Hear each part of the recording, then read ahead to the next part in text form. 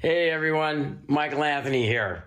Van Halen, Chickenfoot, Sammy in the Circle. But anyway, you're listening to the only podcast that is dedicated to breaking down the entire Van Halen catalog one track at a time. And the podcast will rock. Ow! Hello, baby!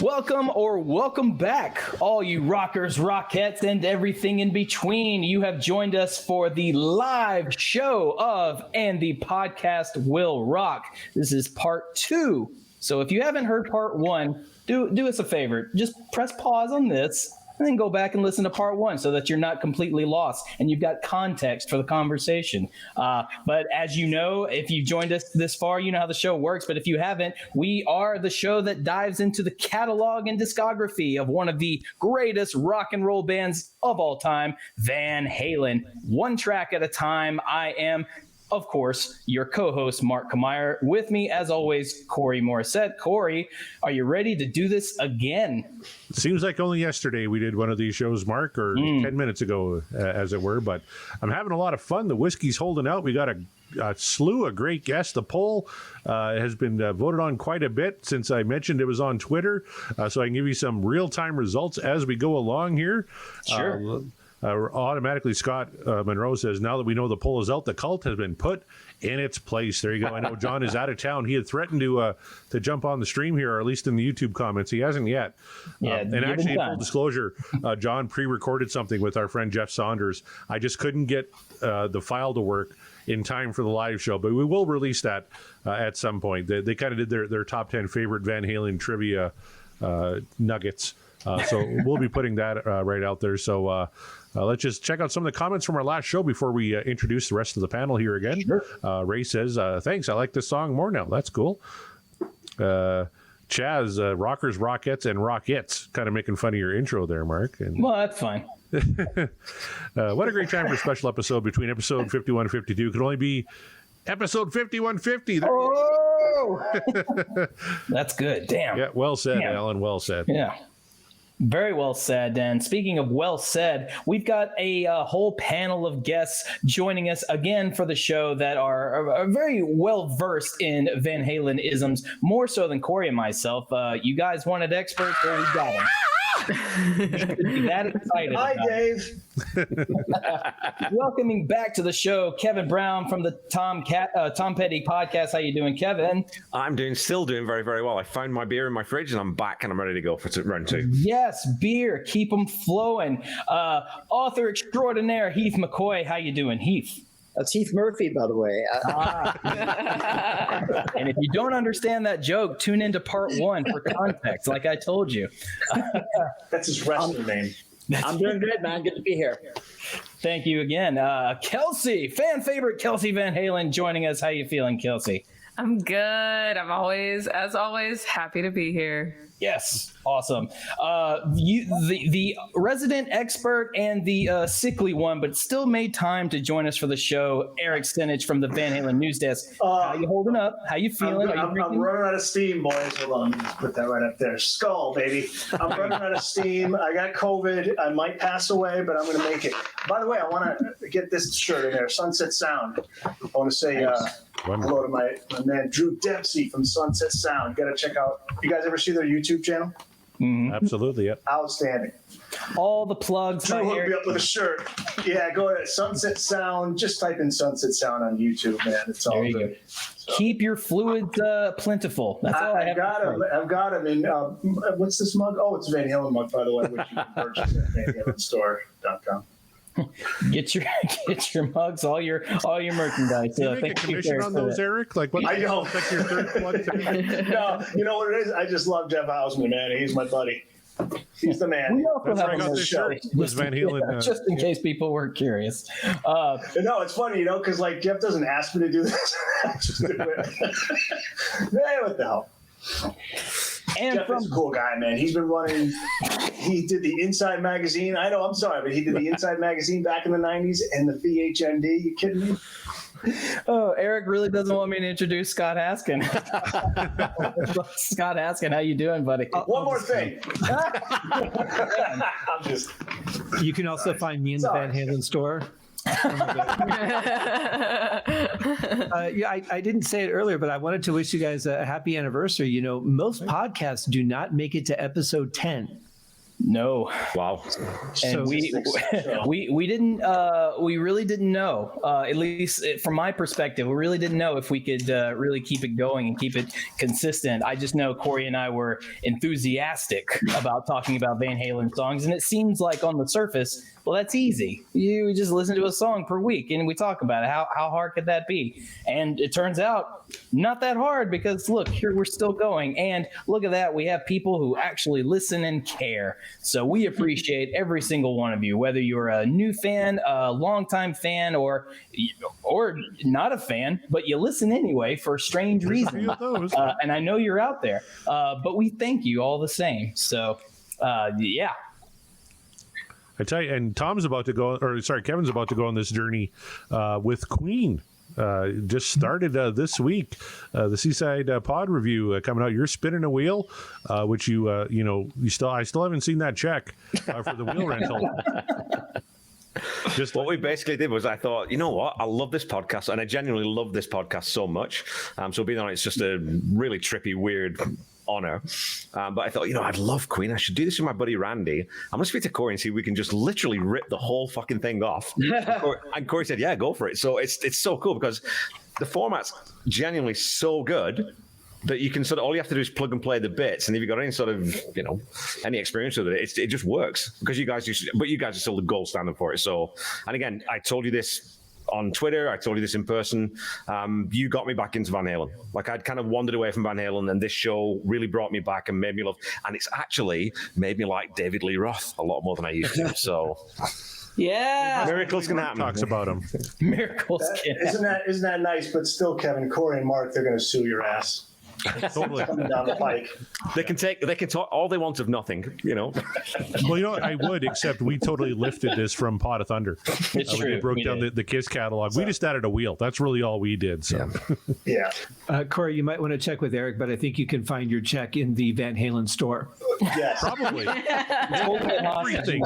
Have you seen the Van Halen store. It's all over. Yeah, VanHalenStore.com. .com, I'm sorry. All right. Well, last week or 10 minutes ago, we actually did Tattoo from a Different Kind of Truth. Mark, are you curious how the votes currently?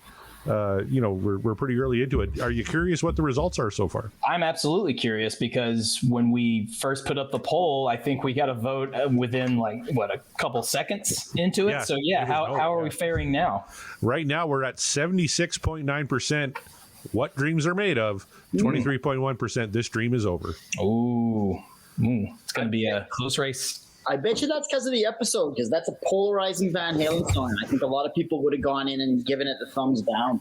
I'm actually kind of shocked that all of us were thumbs up on it. I expected one or two. Scott especially, because he's a miserable bastard. I thought he would have done it. Now you sound like my ex. Miserable bastard. It's such an odd thing. Usually I'm the miserable bastard on the show. True. And then, but Scott came in to take the slack. So for that, we appreciate you, Scott. I'm here for you, Mark. Gotta love it. But when we do the Backtracks Aerosmith Revisited show, I'm usually the sort of buffer between Corey and John Mariano, right? So I felt I needed a role here, and I just wanted to take a little of that pressure off on you, Mark, because I usually get to take pressure off Corey, so it's just your turn. Well, I appreciate it. And speaking as someone who has been the buffer between Corey and Mariano before several times, God bless you, sir. You're doing the Lord's work, because sometimes there needs to be a buffer zone between those two guys. But they do make sometimes, yeah. But they make such excellent podcast content, so it's hard to be too upset about it. So, but you pissed Kevin off so much he left. I have to bring him back in here now. What happened then? He went on a beer run. Don't worry. It's so weird today. He's trying to take my spot on the screen. Oh shit! Yeah, I am. Look at that. Oh, no. Happens on a live Found show. himself in the top row now. How did that happen? We got to get Kelsey back in the middle. Hey. I was gonna say. I was like, damn. Come on now. Now all is right. All is right in the world. You know what? We're just gonna put Kelsey on screen because Hey! everyone Star loves of the Kelsey. show, fan favorite. There it is. Yeah. Well, if you're tuning in for only part 2, I don't know why you're doing that, but if you tune in only for Van Halen news, you should go over to part 1 because we talk quite a bit about it. Tom says, glad to have the forum talk about the band, keep the Van Halen flag flying. Well, absolutely. We will until we just can't anymore. And then we probably will keep doing it. You know what? 69 episodes. That's how many songs we have left on the wheel. Then we're done. Then we retire. We ride off into the sunset. No one will miss us. You gotta do Dave solo. You gotta do Dave solo. You gotta do Sammy solo. I have wheels for both, actually. I'm trying to talk Mark into it. So. Yeah, spin-off All the series. live versions. Well, you know, live versions. you never know what we're only going into season 2 now. So, you know, there's possibilities and potentials for a 3rd season, for a 4th, perhaps. 69, dude. Okay. Yeah. Yeah, not That also came including into my Billy head, Ted. He's got a dirty 69, mind. dude. So. It's all up to you guys out there listening and interacting, as well as the people on this panel right here. It's up to you guys. If you want us to keep going, you gotta let us know. Keep us going. Let's see if we want to dive into. I'm gonna be honest with you. There's some of Dave's solo stuff that I'm just not looking forward to talking about. Come on, Ladies' Night in Buffalo. Come on. Yeah, man. I mean, can it just be just a gigolo this the whole time? Can we just like keep talking about that? California girls. California girls, yeah. It's porno Need 'em music. You want to talk smile. about that? I mean, yeah, you're right. Mark, have you heard all of Eat 'em and Smile? Not all of it, no. Great album. So okay, It is a wonderful album. Yeah. Not a weak track.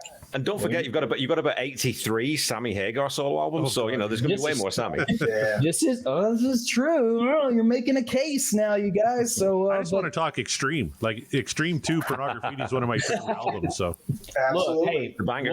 we'll talk Extreme all night.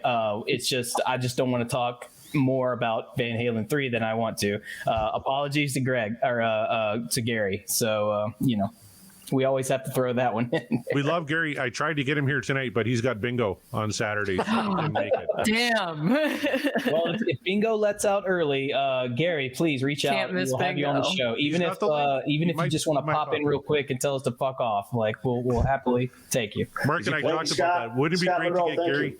We thought because Mike Anthony For real. recorded that nice intro for us, we thought we could get one from Gary. Hey, this is Gary Sharon from Van Halen telling these guys to fuck off, and then we'll segue into the intro. So.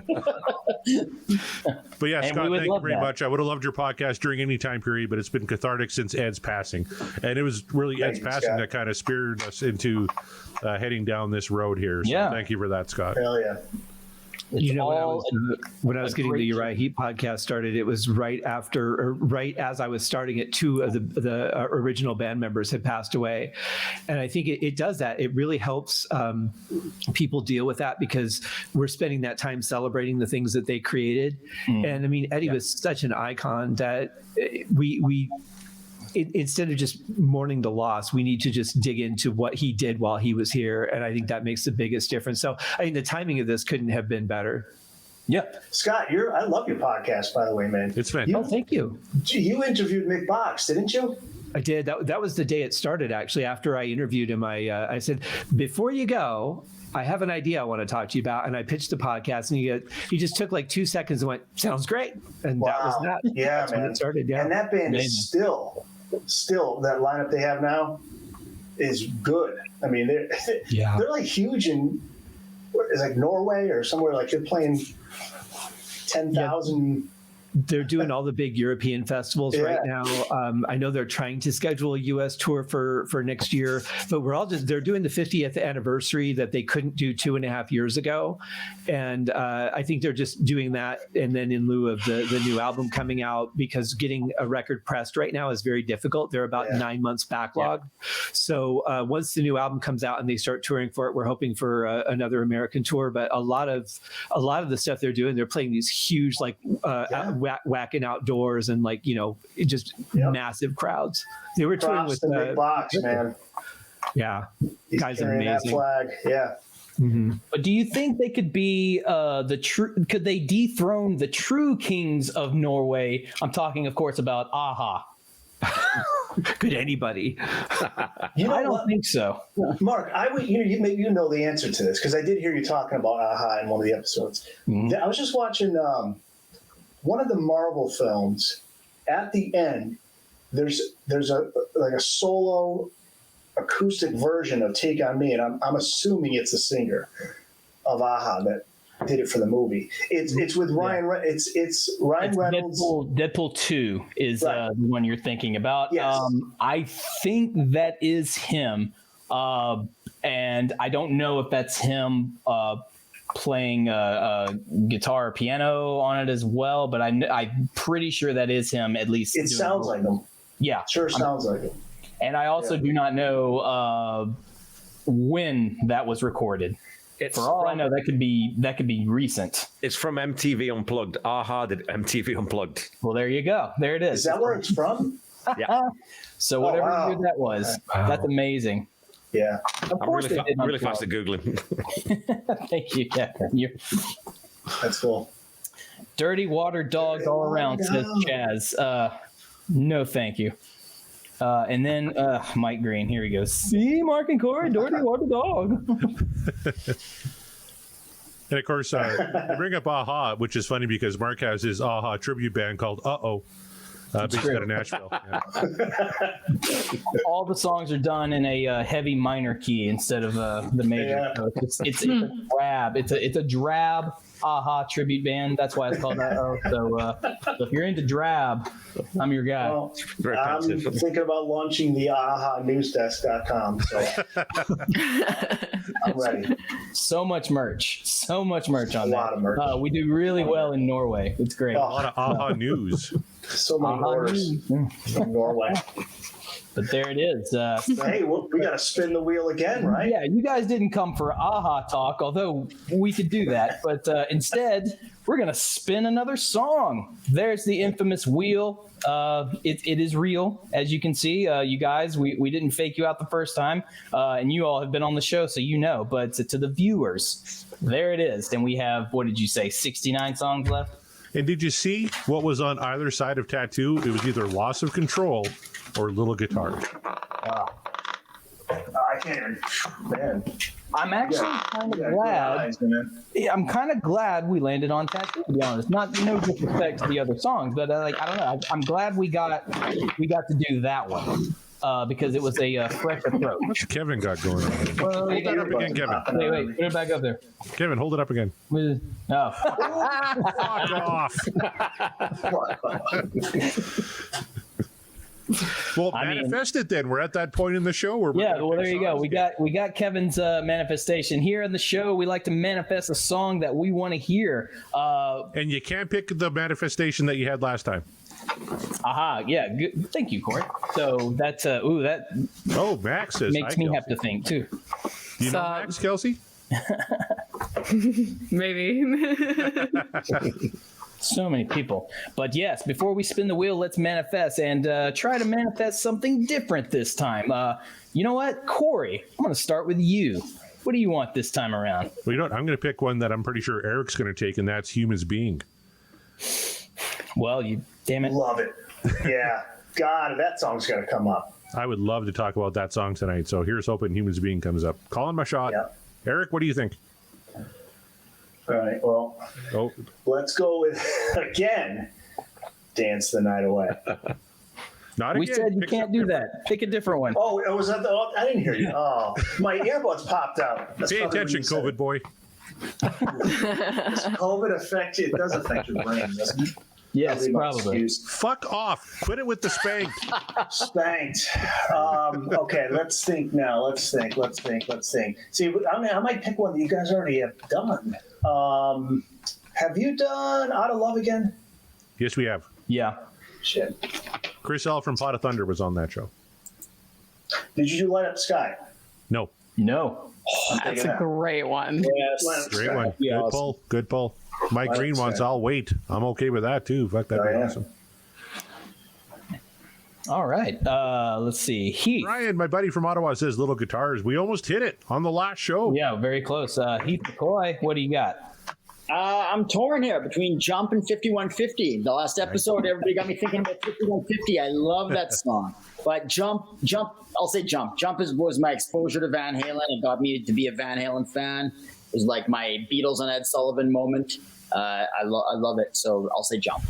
That's a good pull. I'm convinced the wheel will give us Jump on the last episode, though. I was just gonna say, I think it would be poetic that if that, not to just like downvote your manifestation at all, Heath, but I would say like part of me kind of really wants the wheel to hold that one off until the last episode. So I don't know, but we'll see. If we spin Jump, I would not be mad about that. Kelsey, what about you? What do you want to spin this time?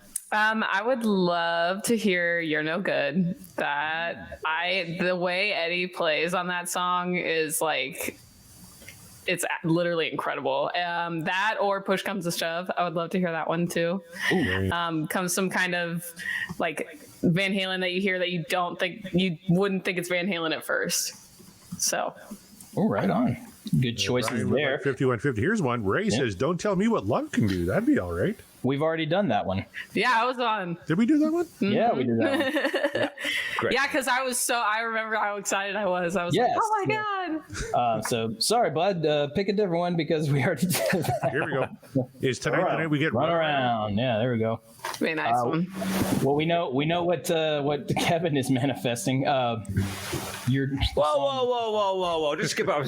I might have been joking. I'm not joking because I think that will be the best song to play with this group of people. It will be entertaining. And it's not nearly as bad as people say it is. all right. So what's your backup, just in case Spanked isn't My the choice? backup is "And the Cradle Will Rock." Ooh, Just for that our guitar tone. namesake, yes. Would not be mad at all. Scott, you got anything? I do. I'm going to go with Pretty Woman because I want to see how long it takes us to get through the intro. Oh my god. Yeah, that's the I best didn't part of even- the song. Oh my It's the god, I intro. didn't even think about that. Yeah. But that's a separate track, though, isn't it? Or do you combine it? Is it? Because the No, I think intro it's- is called Intruder. Oh, Yeah. you might be Oh, wrong, yeah. But we play it anyway on the show. If there's a musical sort of interlude before the track, we play it. So Gotcha. So yeah, that might have to. Oh man, that'll be hilarious if nothing else, just to laugh. To say Also, like, in the video, I think the video has Intruder, right? Like, Yeah, it does. Yeah. Yeah, which is the whole reason that they put that on the song, because the video needed more music. Right. Because there was a storyline, there was a whole, Well, it takes a long time to pick out which village person you want to be. Right. So, well, Yeah. Corey knows with, my answer. Intruder. So it's like about the. I would love to hear Humans Being, but since Corey took it, let me see if I can manifest something else. I'm not going to manifest a particular track that a certain somebody wants to hear, but she actually wants to be here for the show before we talk about it. So I won't do that one. Love you, babe. So instead, I'm going to manifest. Let's see. I'm going to do it right now.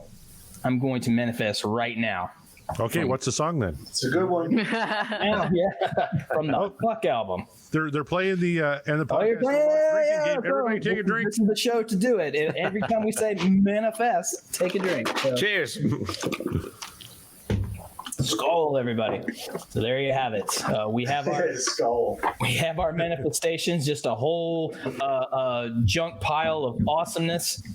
But it's not up to us; it's up to the wheel. So whenever you're ready, Corey, whenever the panel's ready, and whenever old Sammy's ready, you just let it spin.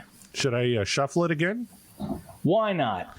All right, Eric Senich, pick, because you're not a miserable bastard, pick your favorite number between 1 and 10. Well, he might be today because of the. Yeah. Pick a number 3.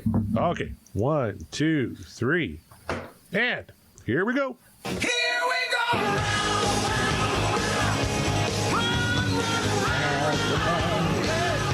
Oh, it's almost. Why can't this be love, Mark? You finally got it. Nice. I don't hate So this. close, though. It was almost right now. And almost jump. Jump was the other one. Let me bring the wheel back up. Yeah, bring that. Either side was jumping right now. Wow. Oh, yeah. Oof. Wow. Well, that had gotten really fun. But hey, why can't this be love? Yes. Awesome. I'm into You've it. been wanting this one since day one, Mark. I have. And can you guess why? I don't know, because you like weepy ballads? Well, I am a weepy bastard. So Did you only have one testicle? Is that no, I got them. I got 2. Wait, is this a reveal? I didn't know this. Wow. Hold on. This is an article for the news desk. Hold on. Yes, Mark Meyer has one testicle. sad bastard only listens to sad, weepy Van Halen tunes and nothing else. That's your headline. I dubbed the monoball. No, man, this is that prime Hagar era stuff that I grew up on and that I love, and this is one of the songs that I know people are gonna go ahead and complain like too much keyboards. This is the keyboard era. It's that not my Van Halen. Blah. Like, well, that's cool, but to me, it is. It's growth. It's evolution. They were trying something different, and by the by, it was commercially successful. So say what you want. Yeah, this is. I mean, we'll talk more when we actually listen to the song. But well, it depends on how much. Thank you, Scott. I had a witty comeback to that, and I lost it. So congratulations. Go, Corey. What are your thoughts on Why Can't This Be Love? You know, this is like our first taste of Van Hagar, right? This is the first single off of 5150, if I remember correctly. Yeah. It was top 5, right, Eric? Top 5, yeah, top 5. It was the big single off of this album, and you know, I don't want to tip my hand, so I'm not going to say too much, but I was hoping to spin a big hit for the live show with all these wonderful people on here, and we did it. That's fantastic. We did it. Yes. Kevin Brown, do you have any sort of introductory thoughts about Why Can't This Be Love? I genuinely think this might be the first Van Halen song I ever heard. I think it's probably the song that sort of made me think, well, that's interesting. And then when I dug back into the band, I said, oh, they're not that at all. Like, because it's so different from pretty much everything else they'd ever done. So I won't tip my hand either, but yeah, it's fucking awesome. I love this song. There you go. Kelsey, how about you? I love this song. So it wasn't like what I was expecting for us to get. So I'm super pumped. Hell yeah. Not everyone's excited. Chaz says meh. Well, you might think that at first, but I don't know. Maybe the discussion will kind of give you a new perspective. Who knows? We'll see. Or you'll continuously go down the meh rabbit hole. Heath McCoy, I bet you don't think this song's meh. I actually don't think of it as a weepy ballad. Actually, I think it's just a solid pop song. I've always really liked it. I think it's one of the best Van Hagar tunes. I probably tip in my hat too much. And 5150. It took me a while to more. For a long time, I thought the Fuck album was the best Van Hagar album, but I actually think the further along we get from it, I think 5150 was peak Van Hagar. I think it's a great song. Peak Van Hagar, indeed. Scott Haskins, you familiar with this one? I actually know this one. I don't know the song very well. As soon as it came up, I'm hearing the chorus in my head. So I've never really sat down and focused on the song. So I'm sure there's a lot I'm going to learn as we go through it. But at least I've got some familiarity with this one. Well, you can't learn about Van Halen songs whatsoever unless you actually have an expert. So, Eric Senich, I give it to you. Your thoughts on Why Can't This Be Love before we get into it? I'm a huge fan of the song. I became a fan through 5150, the album. So, I mean, this is, it's a pop song. It was a huge hit, but there's some interesting stuff going on here musically. I mean, there's some there's some cool stuff they're doing, man. Especially when you get to the certain sections of the song, which you're hearing Alex doing, and on that scat part with Sammy, you know, better, you know, we'll get to that. Mm-hmm. But there's some interesting stuff here musically. I mean, it's, you know, Eddie was having fun making that song. There's no question. This was him breaking free of the chains that held him back for a while. He wanted to make this kind of music. Well, you heard it here from an expert. Yeah. Van Hagar equals fun. Yeah, Shocking. I mean, I get why the old school fans weren't going to dig it, because if you want that, you know, that hard rock, you know, guitar led Van Halen, this isn't going to be it. But right on, Mike Green. Yeah, yeah. All right, let's go around the horn. I brought up setlist.fm. How many times do you think Why Can't This Be Love was performed by Van Halen? Let's see who gets closest to the correct number without going over. Let's start with Eric, since you probably have this memorized, but what do you got? Well, all combined, let's see. I'm going to do quick math in my head here. I'll say... We were told there would be no math. This is Corey just going off. There's also no editing, so pick a fucking number. I'm going to go... My number will be 1,000. 1,000? Okay, Kevin Brown, what do you got? How many times do you think this song was performed live by Van Halen? God, I don't know how many gigs they played. I'll say 600. 600. Okay, Kelsey. I'll say 2,000. 2,000. All right, Heath McCoy.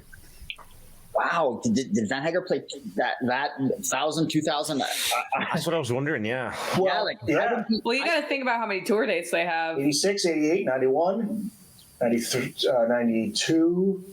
Math. I'm sure Van Hagar played at every Van Hagar show. Yeah. Yeah. It's great. I'm going to say 650.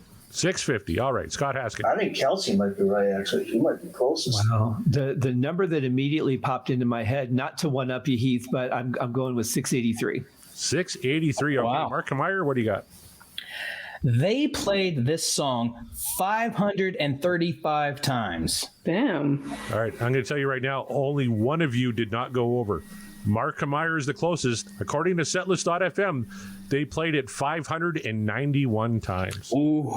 Wow. And whoa. That was a total guess on my part. I didn't do any research. Yeah. I swear. I'm pretty sure that makes me closest. I went I over, said without but... going over. Oh, shit. I'm sorry. Without All going right. over. Price is Right rules. Price is you Right damn rules. Brit. All right, cheers.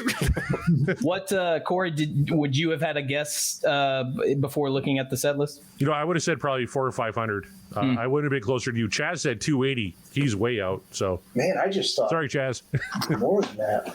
And Gary did sing this one on the VH3 tour. Oh, yeah. So Yeah. that added to the total. Now, in total, by 20 different artists, according to setlist.fm, 1,036 times.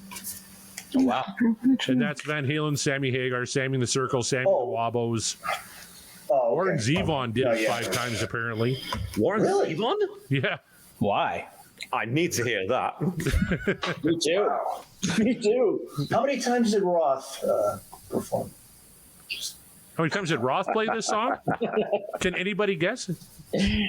It's Four. yeah, it's exactly. No, was it 0? Okay. Roth bet was it's not been a fan covered of the a lot. keyboards, I heard. Roth's not a fan of Sam? He only did the that little scat interlude. That was it. Because Yes. Roth was just like, well, that's the only thing I think I can do of Sammy's. But Well, the story is he was going to put Bosdy Bop over that. And he's like, needs more flair, man. Needs more flair. Needs some zoomity pop doo bidadaji. Yeah, all right, Mark. I know you've been looking forward to this one. Do you want to kick it off here? You want me to? Okay. Give us a classic Kamira intro to this song. All right, you guys, we are diving into 5150's Why Can't This Be Love, a Van Halen, Sammy Hagar era classic. So take it away, Sammy and the boys.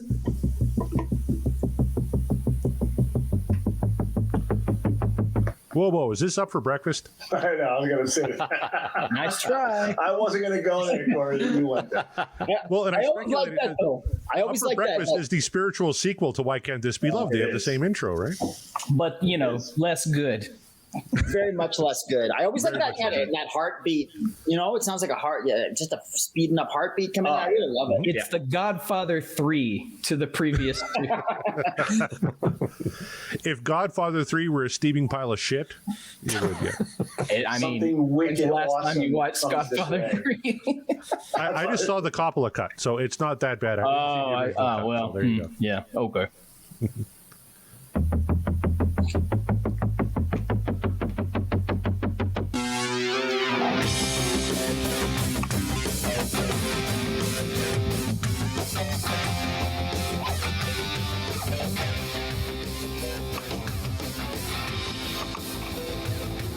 Sorry, Heath, go ahead. I've always been in love with, as a drummer, I always have loved what Alex is doing on this song. And I've never been able to get the groove right ever. Like, it's such a cool groove, and it's just such a unexpected. And I absolutely love Alex's playing on this whole record. And I had to say something about the drums of this one. Well, we have a ton of drummers on this panel. I think we can all agree Alex Van Halen, like the unsung hero of Van Halen, right? Like easily top 5 drummers in rock and roll for me. Yeah, I love that little. He's 5th and Scott Haskins is 4th. So You.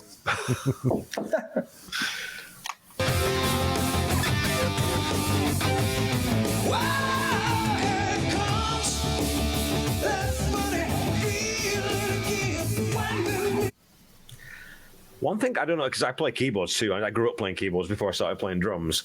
Eddie Van Halen does not play keyboards like a keyboard player. Nope. He plays them like a rhythm guitarist or a lead guitarist. He just the keyboard parts are really hard to play, just because the way you would stab normally, he doesn't.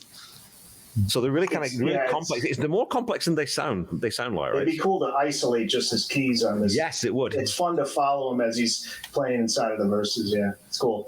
That's a good point with what you said about the keyboard there. And this song, out of all his keyboard parts, is the most indicative of that, I think, actually. Yeah, 100%. Very much. Like, yeah.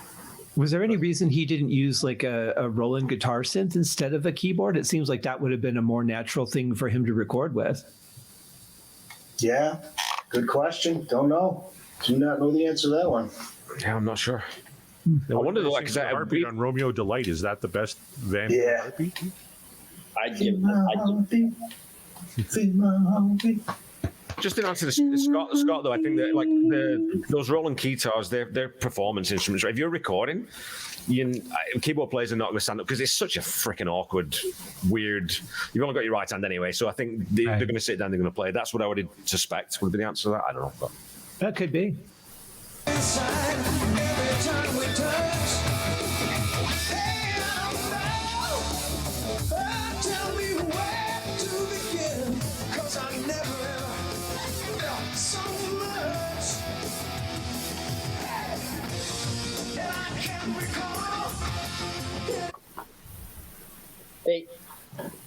Introducing things with Sammy, coming in as Sammy, they needed to reinvent their sound. They needed to reinvent the band. This was the ultimate single they could have come. Some people say it should have been a heavier one, like Good Enough or something like that. I think this was the perfect single to kick off Van Hagar, the Van Hagar era, because it was like a complete reinvention of the band, and and they're coming out of the gate super strong with it, and very poppy and appealing to a whole new audience too.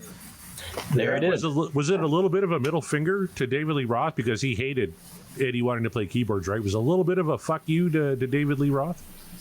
I don't know if it was. I always think that Eddie was just going there anyway. Like, it doesn't matter if Roth wanted to jump, you had all weight. I just think that maybe he was even more unencumbered because Roth was gone, and so then he could just go crazy with the keyboards, and that's probably what happened. Yeah. Because like Sammy said, Eddie had just a ton of music on just cassettes all over the place, and they just pop in cassette after cassette, and then I like that. Oh, stop there. Hold on, rewind. Boop, boop. Then here's this. Yeah. It's just, we got to do something with this. And like he said, as soon as everybody heard it, like Mo Austin and Warner Brothers, everybody's like, I smell money. It's a hit. Yeah, but it's not a forced hit. It's not like, let's see if we can come up with a hit single here. It's just Eddie being Eddie. This is what came out of him. Well, and it shows that beauty and simplicity too, because so far we're not hearing like any real technical prowess. We're just hearing something very simple and direct. And when you're transitioning, a major part of the band, like a singer, you have to do something to win the audience over pretty quick. So I think it was a good release because it's a song that a lot of people can identify with, both vocally, lyrically, musically. It's one that you can't help but to tap your foot to or your finger or whatever you're going to do. So, I mean, I don't know the other songs on the album that well, but I would say this was a good choice to kind of introduce Sammy and say, here's what we sound like now. And I know it was bugging Mark for, the wussy ballad he wanted to hear, but this really is a wussy ballad. It's got some backbone to it. Mm-hmm. Yes, it does. Tom brought up a good point there. He just flashed up on the screen how Dave hated keyboards, right? But listen to Skyscraper.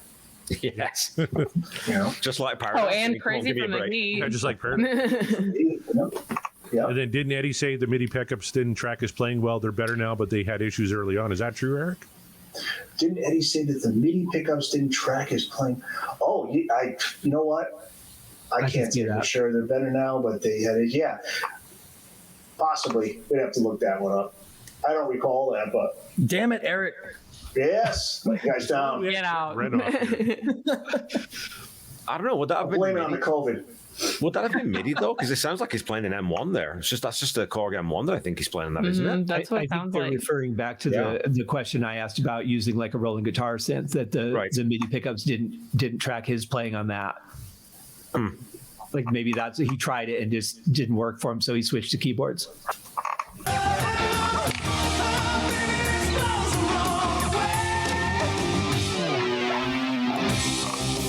It's got what it takes. So tell me why can't this be love? Straight from my heart. Oh, tell me why. I think both was trying to get in there, Heath. Oh yeah? Go ahead. You go ahead. All I was going to say was that I love that big stop on the drums. And there's a stop, Yeah. pause. You're right. There's no fill. Yeah. There's no fill in there. He's not doing anything. It's just that wait. And then you come back and it's that little happy. So that's just very, very cool. Great arrangement. Yeah. The arrangement is fantastic on this song. I know I bag on Sammy's lyrics a lot. And this one, I mean, it's pretty simple. It's just a pretty simple, straight ahead lyric, but it works. It works perfectly for the song. It's not clumsy or kind of cheesy like I find some of his lyrics to be, and it's not, and he's not doing he's not overthinking it either this time. It's just a perfect, simple, poppy lyric, and Sammy's great for that sort of thing as a solo artist and with Van Halen, and I think this is perfect for that too. Is it my imagination, or is the bass drum, when it starts with the keyboard riff, is there a time that it comes in a little bit early, and then the rest of the time it's on time, like dun dun dun dun dun dun dun dun dun, and then the rest of them are on time? This is why it's so hard to play. Like it feels like it's like head around it. like almost like a swing style, like Ringo would have played it, where it's just got like a little bit of a shuffle or a swing to it. I can't figure it out, and I never have been able to. Yeah. It's just, That's Alex. Yeah, man. That's the jazz background.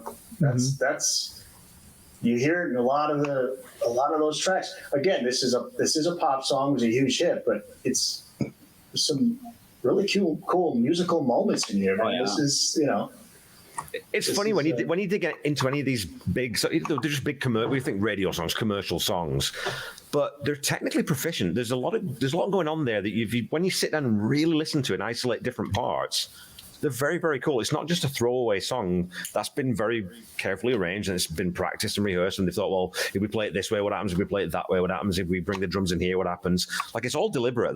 You can tell that's a very well produced song. Yep. Yeah. a lot of people.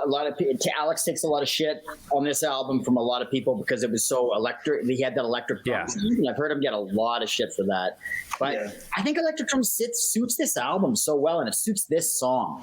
Like with Eddie's synthesizer and Eddie's keyboards and everything. I mean, it just fits. It's seamless, you know? Well, 85, 86, electric toms were quite popular at that time, right? So, I was about to say, I mean, it's not like he was the only one doing it.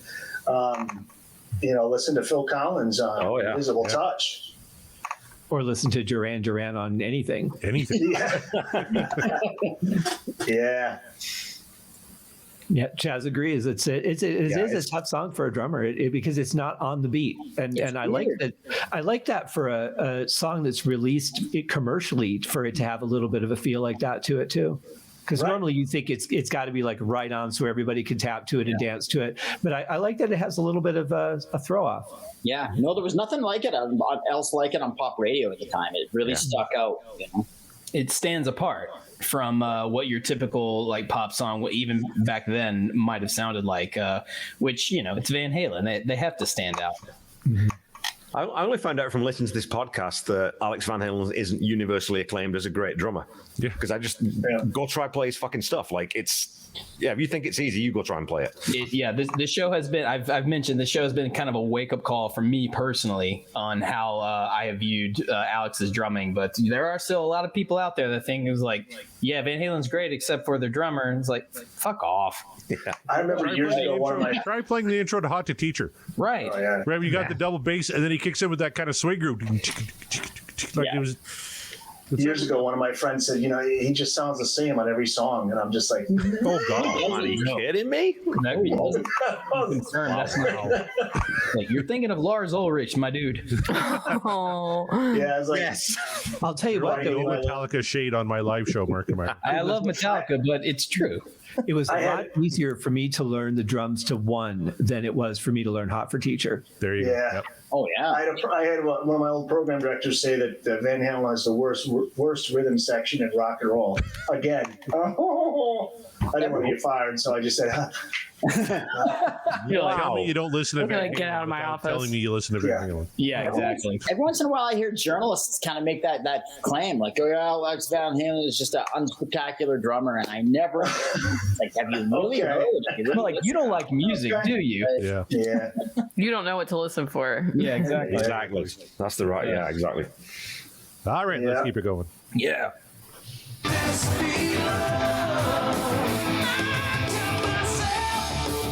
Hey, only fools rush in.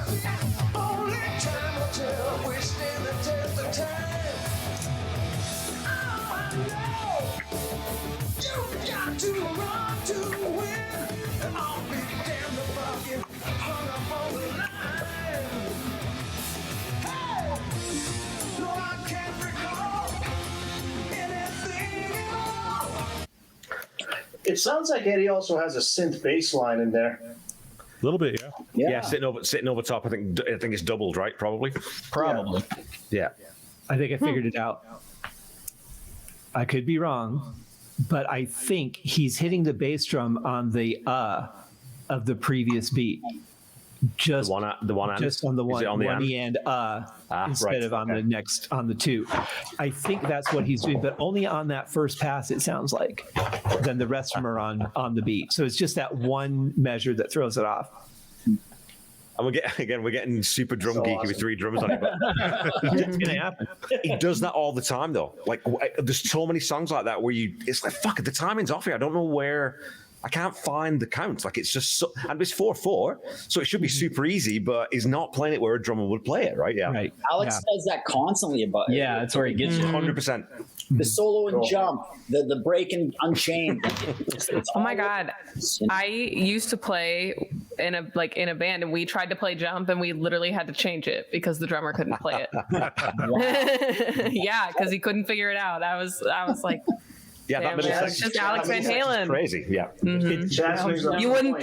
think. I did say that about the Brown sound. It's not his guitar, it's Al's snare. Al's sound that really was the Brown sound, really is. I can see that. It's usually either the drummer can't play jump or the band can't figure out where the drummer's at. So both. Pretty much. It's never the drummer's fault. Never. That's funny because I felt that real hard. You got to think about those Dave years. So much attention was, everybody's eyes and ears were tuned into what Dave and Ed were doing. And then during the Sammy years, it's, Sammy and Eddie, and Sammy with his voice and Eddie just being Eddie. That Alex, a lot of times, just nobody was really focusing on what he was doing there. But I love the I always bring up that solo and Jump. That might be my favorite example of it. I mean, here's a pop song, you know. Listen to what he's doing there, man. Yeah. I'll admit to being one of those drummers in a band that fucked up Jump nightly. Yeah. Yeah. Tom It's part of the healing listening to process. the Thank entire you. catalog and really trying to listen to the individual parts, and I recommend you do that because Yeah. You know, there was a young kid who just put up a video, and he's a super talented drummer. He must only be like 9-10 years old, and he did Jump, and they just skipped over that part, the solo part, because it's like, you know, he's working towards that. You know, it's not like he just sit down and play. You know. Are there a lot of Van Halen isolated tracks out there? Yeah, there are quite a few. I mean, yeah, you could find them, particularly with the first album. And I think maybe all of Fair Warning is out there. But like drum isolated tracks? Oh, drums? Yeah, somebody just put up. In fact, yeah, I found somebody put something up on YouTube on the songs from Diver Down, and did a great job of just splitting everything apart, and where you just hear the bass and the drums. And I did put it up on the news desk, and I was blown away by it, especially on. What was the song? Hang 'em High. I was thinking Hang 'em High. And they isolated just, and Michael Anthony too, like what he's doing on that song, but him and Alex together, they just isolate those two together. Look for it, you'll find it. It's on YouTube. I highly recommend listening to Eddie's isolated guitars too. Like his guitar tracks, it's like life changing. So definitely do that if you haven't. Outstanding. I have a new favorite comment here. One of my favorite things about all 52 shows of yours now is every episode Alex Van Halen Appreciation Pod. He deserves it. I mean, He deserves it. He deserves it. if it's not Alex, he's not going to be the one that's going to go out and tell you that. He's just, you know, he doesn't want to talk. He just keeps to himself, and he'll talk to some inside. He'll talk to drummer magazines. He'll do articles every now and then, but he's not interested in taking all the credit or being a star. So maybe he doesn't really hate Sammy. He's just not talking to anybody. I mean, it could be. Who the hell knows? Here, no, He probably I know we're doesn't not even talking have the about space Jump for it. tonight, but here's maybe a hot take. Tom says, I like the keyboard solo and Jump better than the guitar solo. Hey, I don't know if I disagree nothing wrong with with that. that. Nothing it's a wrong with good that. solo. Both of them. is, Both yeah. of them are great solos. Yeah. It's literally it's the only keyboard solo I can play. Word. What song are we doing tonight? We're doing this one. Let's get back to Why Can't This Be Love?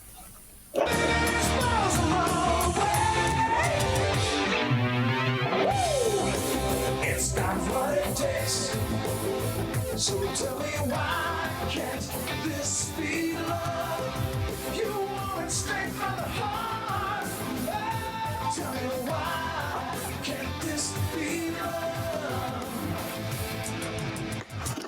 All right. Oh, we get into the stats, I was about to get into that.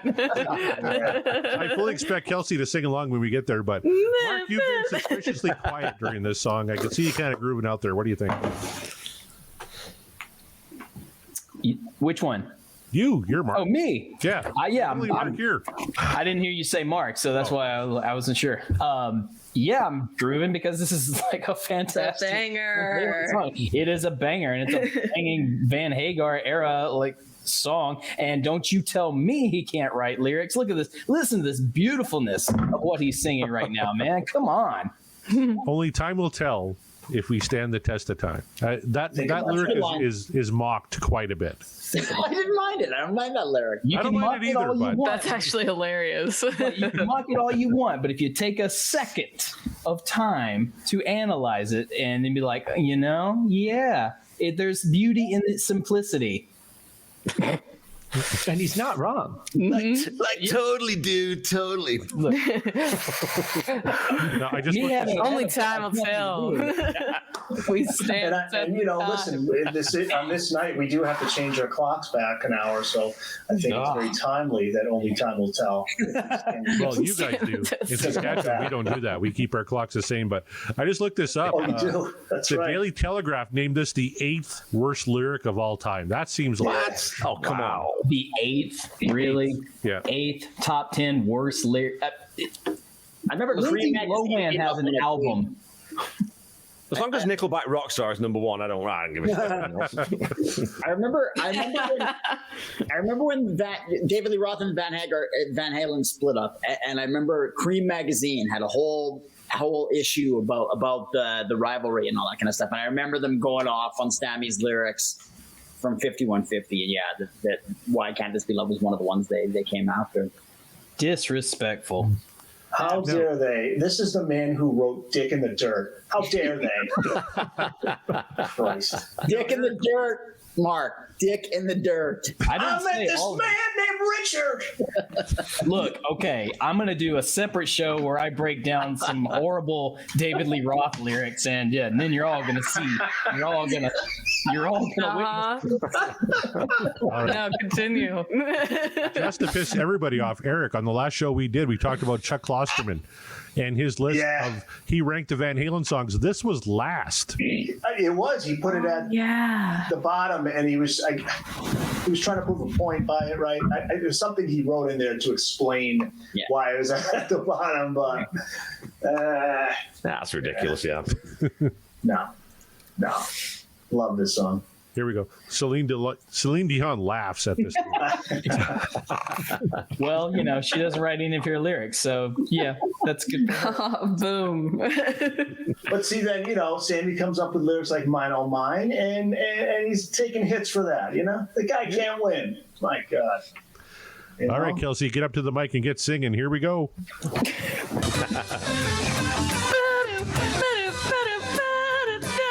All right, that's it. That's all you get.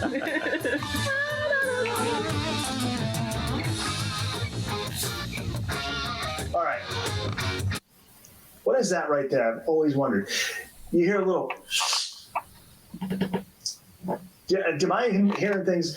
It's. And you hear something like is it- somebody. Is it a reverse symbol? Yeah, from the electronic percussion, I was thinking. Probably. Cool. It sounds cool, but I've always noticed that. I'm going to back Can it you up. play Let's that back back listen again? again. Yeah, listen to See it, if we yeah. can pick it up on it. Yeah. Right there. Oh, that. I thought they do it Could again. that be Yeah, it out? almost sounds like a reverse symbol, right? Yeah, I think that's what it is, yeah. Yeah, a short one though, more like a splash maybe. But Yeah, again, something like totally. that is so cool, man. It's just like, Yeah. sneak that in there. Yeah. Little flavor, Alex yeah. insert. Yeah. Alex is great for that stuff too. Like the little, like in Out of Love Again. He's got that ding, pop. You know, he's got that. He's got that little weird thing. He does something with the cowbell, and then he just Pick does almost any Van Halen song. He's doing something different, like on a cymbal or on a hat or something, just to mix it up. Yeah. And really creative.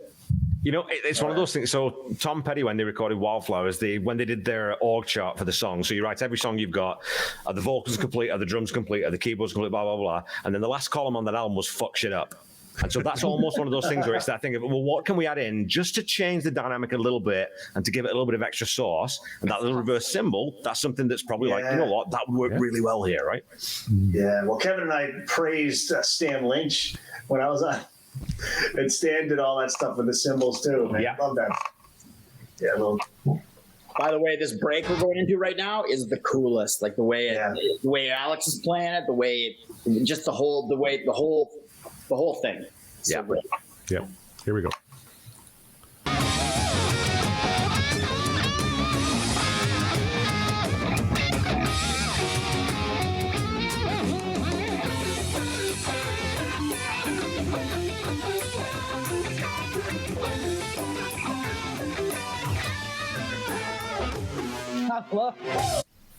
I love the doubling and just the noodling of Eddie and Sammy just going back and forth on that, and then the echo of the that's like look at us having fun and playing together. It's just like anything you sing, I can totally play. It's great. You know what we haven't talked about a lot on this episode? We haven't talked a lot about Eddie Van Halen in terms of his guitar playing. A lot of drums, because we've got a lot of drummers on here. We've talked about Mikey. We've talked about, but my God, I mean, on a simple song like this, the stuff that he's still putting in there, just the little detail pieces that he's putting in, just to kind of move the song around and to not let it sit stagnant. That's also just showing restraint. He's not over the top. He's not 100%. Yeah. Oh yeah. But this is what I want to ask you guys. Guys who musicians play guitar. When it comes to solos, there are very few guitarists that when they play a solo, you really feel something. It's because you're so exposed. You're just out front, and every note matters. And a lot of times, some of even the best guitarists out there, I'll hear a solo, I'm like, eh. But with Ed, it was always every single note was perfectly chosen, and the way it was played. And to me, it seems like the solo is the hardest part. In terms of, again, you're just front and center, and it's like, show me what you got, because it's a song within a song. I just wanted to get your guys' thoughts on that as musicians. Like a lot of times I play guitars, it almost sounds like their hand just freezes up when they're just trying to, like, I got to play something here. It's just like, what are you doing? You don't even. Yeah. Every note, skip the solo altogether. Every note that Eddie plays in a solo is very much purposeful, and that comes with the fact that he's the key songwriter here. So, like, he already knows the structure of the song. He knows this also comes from a guy who is a master guitar player who knows his fretboard. He knows where he needs to go for every particular note. And he's also a dynamic musician with, all sorts of, he knows exactly what's going to keep you interested because he's trying to keep himself interested. He doesn't want to play something boring and something that's just going to, fall stale, but it's like, well, it sounds okay with the song, so whatever, it's easy enough. It's like, no. He wants to put a little flair on it because he wants to show off a little bit. It's like, he wants to remind you who he is. And the fact is, like, I can do this, and and I'm going to show you how artistically I can do it. But but unlike so many shredders from what it came to in the 80s, it's not just look how fast I am, look how amazing I am. It's like everything is meticulous, everything is soulful, everything's there for a reason. And it's like in a past life, I was a rock critic, and I was surrounded by other rock critics, and I remember some guy telling me at one point that Eddie Van Halen was widdly. It was just like as if he's just. Come on, give me a break. There's no soul there. It's like, give me. Yeah. Wow. That's why I'm no longer a rock critic. I couldn't handle it. Yeah. In that era, you had a lot of guitarists felt that they need to shred. And again, like it's like they're trying to play so many notes, it almost sounds like their hand just locks up. It's like, what are you doing? Let me tell you, shredding is easy. Like that's just a technique to learn. You can learn that. Yeah. You have to be musical to actually make your solo stand out and sound musical. You just have to have that. Shredding is like an offensive term to guitarists, right? That's kind of some of them, some don't like. Well, shredding is like kind of too simple. It's that because it's like if you're going to call yourself a shredder, it's like, okay, prove it. Because now, if you're going to use the terminology, it's like, all right, now you're setting yourself up for failure, because if you don't shred and like prove that you can do it, then I hear almost like Miles Davis, kind of blue type of feel with Eddie too. Like he will let things breathe. He will explore the possibilities of playing less at times. It's not like he's, like that whole, like the comment he aired, like he's just like, it's like, dude, are you fucking kidding me? Are you fucking kidding me? Well, and that's only ever non-musicians. Are you sure you're listening to the right guy? Exactly. Yeah. Well, that's why a guy like Vinnie Vincent never did it for me, because I think Vinnie Vincent is very much just look how many notes I can play. Or Vernon Reid even, right? That clip of him on stage when he was with Kiss and Paul Stanley's like, dude, stop. Yeah. What are you doing? But you know what's crazy is, and then Vinny has the ability to write a song like Lick It Up, which is perfectly simple, cool riff. And even the solo in that song, he pulls, but yeah, he felt that need to just go off on the guitar. Yeah, that was so funny. Paul Stanley, it drove him nuts. Well, as it just so happens, I did do a recent podcast on Yngwie Malmsteen. Speaking of shredders, I was just thinking of Yngwie. but I think there's a couple different components to it. I mean, one, how comfortable you are as a player. Yeah. Two, how comfortable you are with the song, and three, letting the song speak to you in that moment. What is it making you feel, and just letting that come out in your solo. There are guitarists that plan a lot of their solos, and most of the time you can tell. Yeah. But if it's somebody who's just playing in the moment, and I don't know about Eddie, I don't know his stuff well enough to know how he did it, but at least initially, and sometimes they'll do that initially, and then they'll take that and refine the solo to make it more technically sound. But if you're just playing in the moment and letting it speak to you, and you're comfortable with your playing, you're going to come out with something that people are going to feel. Yeah, well, that's what, I mean, Eddie was really just roll tape, let's play and see what comes out. Yeah. That's like Sammy said, he showed up, and it's like shoeboxes and shoeboxes of tapes everywhere. And Eddie's just like, all right, let's put this one in. Whereas, like Jimi Hendrix, who would say, okay, that's what I played. Now let me layer 10 other things over the top of that so that you don't even hear what I did initially. And I like guitarists like Eddie and like Richie Blackmore, who just, I didn't plan it, I didn't write, I just played it, and that's what you get. Because I identify as a musician, but also as a fan of music. It makes me feel something. If the song doesn't make me feel something, why am I listening to it? Right. Yeah. And it's that thing, like I was going to just say that, and to build on that, Eddie's always recognized he's changed guitaring forever because he popularized and sort of perfected finger tapping. So when everything, followed from that. But what he did was, like most guitarists, and Mark, I'll maybe just get you to back me up on this. Most guitarists, if they're soloing, they follow patterns. They've got certain phrases and certain scales they're going to play around, and they'll change things here and there. But it's going to sound fairly similar no matter what they're playing. Van Halen didn't do that. Eddie Van Halen plays a solo, and the solos that he plays, they all sound different. They've all got these weird little twists and licks and turns and things that you're not expecting. So, like you said, I think it's that thing of, well, how do I feel when I'm playing this? And it was never the same thing twice, right? It wasn't written, and I'd like a written solo. Eric Stewart from 10cc, brilliant guitarist. All his solos were meticulously written. But to get someone like that who can play at that speed, that precision, that tempo, and that rhythm and meter, but change it every time, it gives you a different sort of hallelujah moment, I think, as a listener, right? Yeah. All right, guys, we got hours and hours of that. Oh, sorry. Yeah. Remember, there's a song we're covering here. Let's listen to a little. It's got what it takes. So tell me why can't this be love? Straight from my heart. Tell me why can't this be love? Baby, why can't this be love? Got to know why can't this be love? I wanna know why can't this be love? Mark, I know you love that vocal delivery there, don't you? Of course I do. Everything on that Sammy does on this album is just gold. Yeah. Name one bad track. Oh, I guess Inside. But name a bad track other than Inside off of 51. I like Inside. I like the riff. Inside's cool. You had the groove. The lyrics are kind of goofy, and it was a goof, or the whatever they were doing. Let me rephrase. Everything Sammy does vocally on 5150 is gold. I agree. Musically, Inside was great. Yes. Yeah.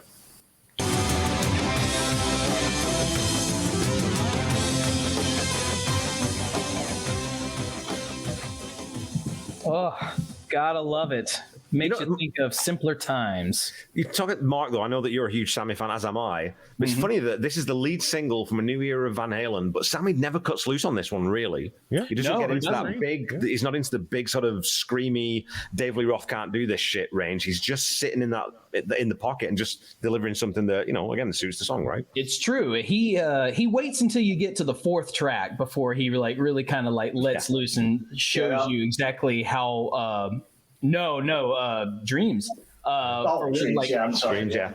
When he just lets his vocal range just go, pardon the pun, higher, And I mean, and that's a credit, of course, to the producer as well. But I mean, yeah, he's kind of in this song for sure. That's Sammy holding back. Like, think about that. Like, listen to what he's doing vocally in this, which a lot of prime in their 20s vocalists, I can attest to this, cannot do any of those. Cannot do it. Cannot hit his notes. Cannot hit his range. And this is Sammy holding back. So 38 years old. Right. See, I'm not 38 yet, but I'm close, and I don't know that I could hang with a lot of early Hagar vocal stuff. Just a baby, Mark. Though, there is the possibility that he did record more and they just edited it out when they did the master mix. They might have said, this is going to be a commercial release. Let's have it dialed back a little bit more straightforward. We'll save the gems for the rest of the album. I mean, I don't know that that's the case, but there always is that possibility. Tom is not a fan of the lyrics are good enough. I mean, I'm not gonna fight you on that one, Tom, but whatever. All right, I'm gonna hazard a guess here. I'm gonna predict here. Let's everybody on the count of 3 give me your up or down. I have a feeling I know which way this is gonna go. Somebody might surprise me. Eric Senich, I'm looking at you to see which way your thumb goes. How about on the count of 3? Everybody give me your vote. I'm gonna play the sound clip once. Here we go. 3, 2, 1. Thumbs up.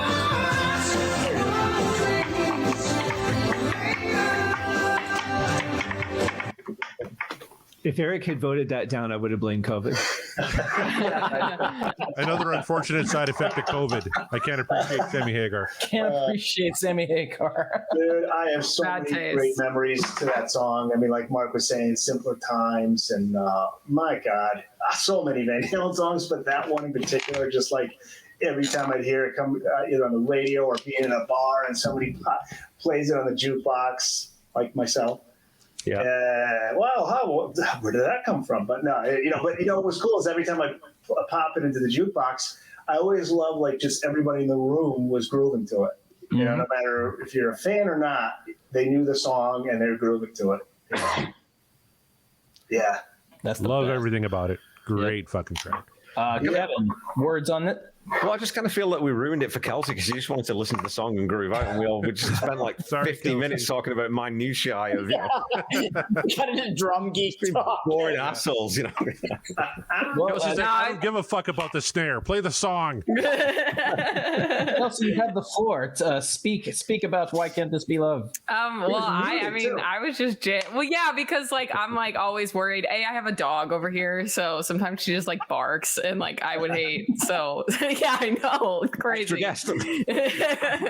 So just in case, like when I'm not talking, I try to do that. But also, like you guys were talking, and I'm just back here listening. I was listening, like I was chilling, and like I don't mind. I love hearing like people, because like I know what I think about it. I love hearing what other people have to say, and like what you guys break down. And it's interesting what you guys notice about the song versus like what I noticed about the song. And I was just grooving the whole time. So yeah, it was awesome. I love this song.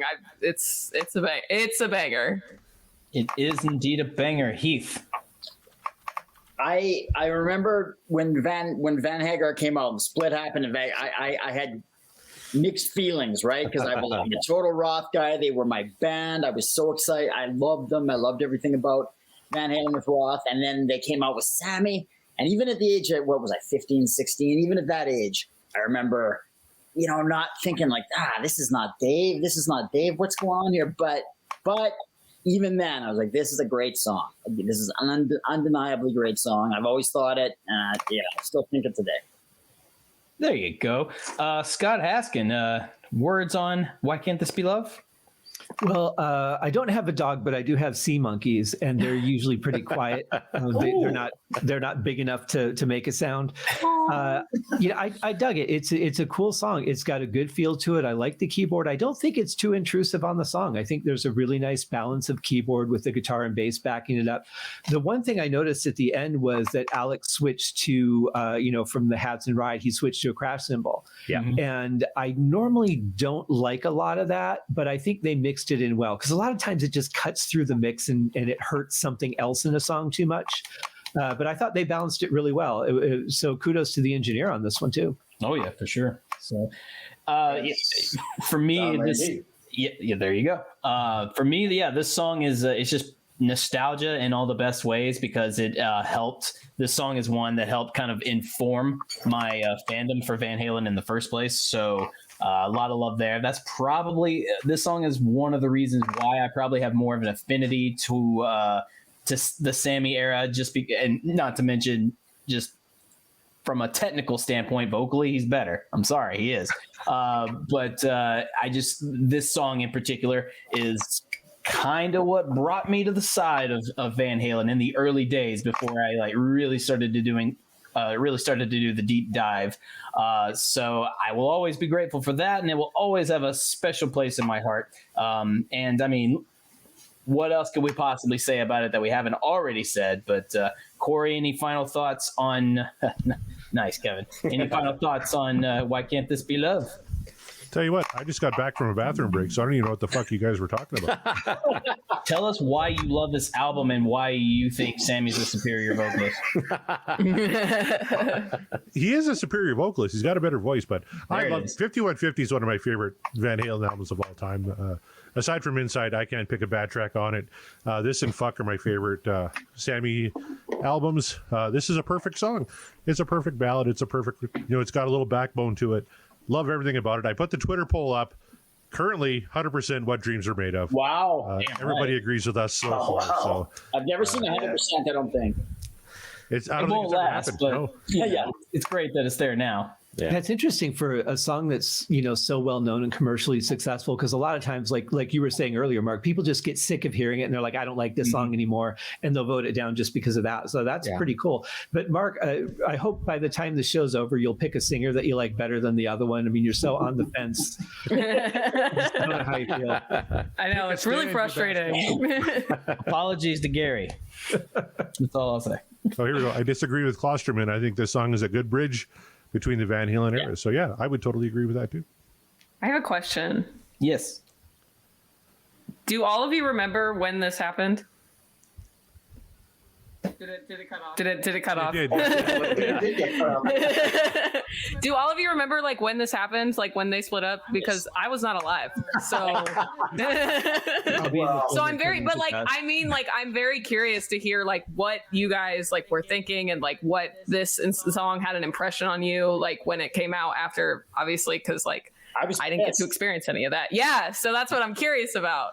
We should totally go around and do this, because I think this is a really interesting part of. That's why it'd be an interesting discussion, and I would love to hear it. Yeah. So, Who wants to start? Heath, Who's gonna Heath start? wants to start. I probably got the smallest story, so I'll start. Oh, okay. I knew who Van Halen was. I knew Jump in Panama. I heard they split, and I went, okay. And then I heard they were getting back together with Sam, and I went, okay. That's interesting, because I knew Sammy's solo stuff a little bit. And then when I saw them at Monsters of Rock, would have been with Sammy. They headlined in Denver, and we had planned on leaving before they came on, but we stayed for a couple songs, and I went, okay. And then we left. So even back then, I was the most medium Van Halen fan ever. love. Kelsey's making us all feel old. Go ahead, Heath. I was so invested in the whole thing. Yeah, I was pissed. I was so invested in the whole thing. I remember having some kind of altercation with some guy. I almost got my ass kicked over it. I had some kind of altercation with the guy. And I was 15, 14 years old, and he was telling me that it had happened. And this was before the internet and everything. You didn't know. You didn't tell me something you didn't know. And he said that they broke up, and I said, no. And I remember we had an altercation, and he was bigger than me. I almost got my ass kicked. When someone told me Eddie died, I literally went, nice try. It was like MTV and Cream Magazine, and I think Heavy Metal, or there was a Hit Parade, I think was another one. And if you didn't read the trade magazines or you didn't watch MTV, you really would not know what was going on in the music world at all. Yeah. Right. And the news came late always too, right? Because of the way magazines came out, a month Monthly. later after the news or whatever, right? Yeah. Or if you happen to catch the DJ in between songs when they announce something, it was not easy to get information back then. No. Fuck, we're really showing our age, boys. Wow. What'd you say, Sonny? Because for me, like I think I talked about this with you guys the first time I came on the pod. Was to me when I got introduced to Van Halen, it was my best friend from high school who passed away a few years ago, and I only knew Van Halen as Sammy Hagar because it was 5150 or 0812, and I think maybe 0812 came out and I said, "Let's do so." When I heard Dave Lee Roth, I'm like, "Oh, what the who is that? Like, is that Eddie Van Halen singing? Like, who is this guy?" Oh no, they had a singer before that. Is the way he said it. Oh yeah, that is like for 7 albums, and he was the guy who started the band. So my introduction to it really coloured my the way I listened to Van Halen for so many years. And again, I'll say that this podcast really reintroduced me to Dave Lee Roth and has made me listen to him as a vocalist. And yeah, okay, we talk about that and we say Sammy Hagar can sing rings around pretty much any rock vocalist, bar a few. But you try to sing Dave Lee Roth vocals, they're not quite as easy as you think they are to start. You can sing the notes and you can get the pitch right, but not quite the same delivery. He's a very soulful, bluesy, weird kind of singer because he's not really a singer. He's a showman, he's a barker, he's a carnival guy. He's not really a vocalist. So it brings this different weird energy to those songs, right? So Kevin called David Lee Roth a carny. Let it be known. Is that what it is, Kevin? Because usually when I try, it's just like, are those really the words? Like I spend more time trying to think it out. If it makes Kelsey feel any better, 5150 happened a year before I showed up. Word. So by the time I know, I told you. By the time I was versed in Van Halen at all, they had 2 singers already, and that was because my parents had told me, "Hey, this is that same band you were listening to, just with a different singer." And I'm like, "Wow, okay." Right. I'm a kid, so I don't know any better. Other than that, it was just kind of like, I don't know who I like better. I'm not thinking of it that way. It's the same band. It's the same. Yay. It would later when I became cynical and kind of a ornery bastard, that was like, okay, now I have opinions about everything. And this is anyway. But it's still Van Halen. That's the thing. Like we say Van Hagar, and that's kind of like a fun little jab in a way, but like it's all Van Halen. It's the same band of a different era. And 5150 was just a sort of wake up call of like, hey, here's our next era. But we're still the same band. Like it's still unequivocally still Eddie and Alex. You can't deny that. Be pro Roth all you want, be pro Sammy, be pro Gary, like Michael Green over there. That's cool. Good for you. You still can't deny that it's still the same band, just of different eras. So that if there's nothing that we can convey at all in the show except for one thing, let it be that. Now, before Eric gives the absolute perfect answer to this question, I'll just jump in real quick. And I'll echo the sentiments of both Tom, who said, I came into Van Halen with 1984, so I was emotionally invested in the switch. And C. Erickson, one who said, same as Tom, I'm a Dave era guy, but I got into Van Halen right when the split happened, and I was too young to really care. I was 10 when 1984 came out, and that was my introduction to Van Halen. So I was 11 when 5150 came out, and I didn't care. I just liked both. I barely remember what I had for breakfast yesterday, much less what I was doing when I was fucking 10. But I remember loving like the big 3 from 1984 and that whole album, and then really loving 5150. So when you're 10, 11 years old, it doesn't really matter. Now, Eric is, I believe, going on 73 years old. He might have a little different perspective here on the switch. Maybe let us know. Yeah, I mean, the toupee is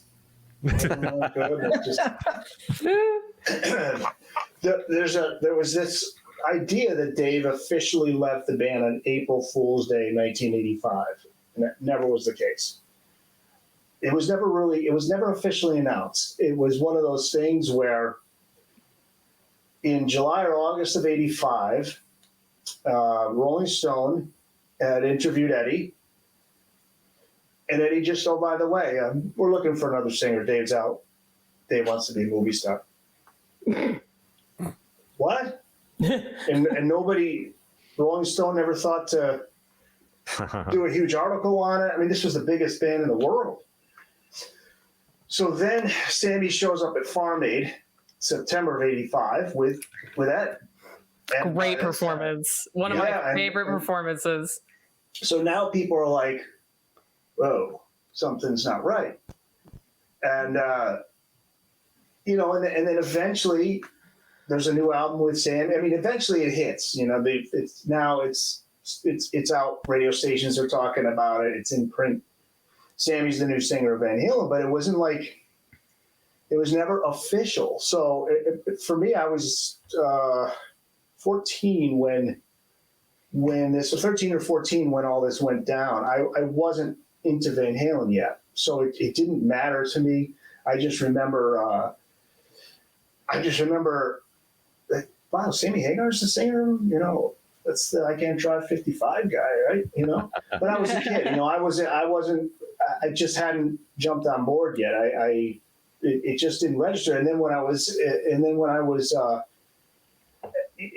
in high school, my friends were just banging on me like, man, you got to hear this band. You got to hear. I'm like, I know who Van Halen is, of course. I hear the songs on the radio. I know who they are. I know the hits. Oh, you got to go deeper. Now I have an older brother who had the vinyl, the Van Halen 1 and 2, Women, Children. But that was going to be, that wasn't going to happen yet. I wasn't going to be exposed to the Dave era yet. What I did was my older brother, my other older brother, my next youngest, had the Sammy stuff. He had 5150. He had OU 812. My friends had those too. And I remember the summer of '88 hearing When It's Love constantly. And I said, okay, let's give it a listen. And I listened to 5150. And that was the first complete album I listened to by Van Halen. And my mind was blown. It was just fucking blown. Like I never felt anything like that before. It was just a high that. And I flipped the cassette over again, played it again. And I was like, Jesus Christ, this is amazing. From there, I was just going back and listening to all of the Dave eras because my older brother said, you got to hear this. Drops the needle on 1, and then he drops the needle on 2. And I was like, oh, yeah, man, this is cool shit. But it was like what Mark was saying, it wasn't like this chasm between Dave era and Sammy era for me. It was Van Halen. And look, I wanted Dave back in the band because I love Dave to this day, huge fan, and I loved his solo shit. I loved Eat and Smile, I loved Skyscraper. And I'm like, I just wish I could have been, old enough to have been there during that period, man. And, the nostalgic feeling, or not nostalgic, but more was like a mythology. Like, what was it like? There was no YouTube, so it's like, what the fuck was that like to go to see Van Halen when they were in their prime, and fucking Dave doing the splits off the stages, and Eddie just I agree. Fucking fire, But again, at the same time, it was the shit they were putting out with Sammy. I loved it, and then went to go see them live and all that. But it's odd how, oh, by the way, it was when Dave was out, because I don't think he ever. My feeling is he never thought that Eddie was going to go full out at an hour. We're going to just go, we're moving on with Van Halen. We're not. He thought, I think Eddie was just going to do his own thing, do a solo project, not call it Van Halen, which is why Dave made it clear that the Crazy from the Heat EP songs sounded nothing like Van Halen, and that was his whole point. Was like, I'm not trying to get in on that. This is going to be me on the side, and it's going to be clear. It's a solo project, and then we'll just go back to it. He told Letterman in January of 1985, we're going back into the studio in like a month or two. We're going to go back together, and everything's good.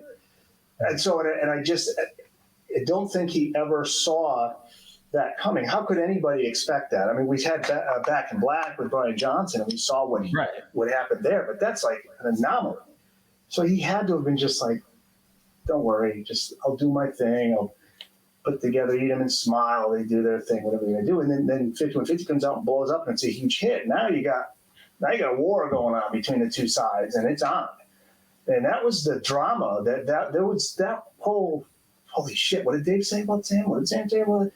And what and then they have these documentaries on MTV, rockumentaries, and they make comments about. It was funny because Eddie used to be like, back with the old singer, he wouldn't even say his name.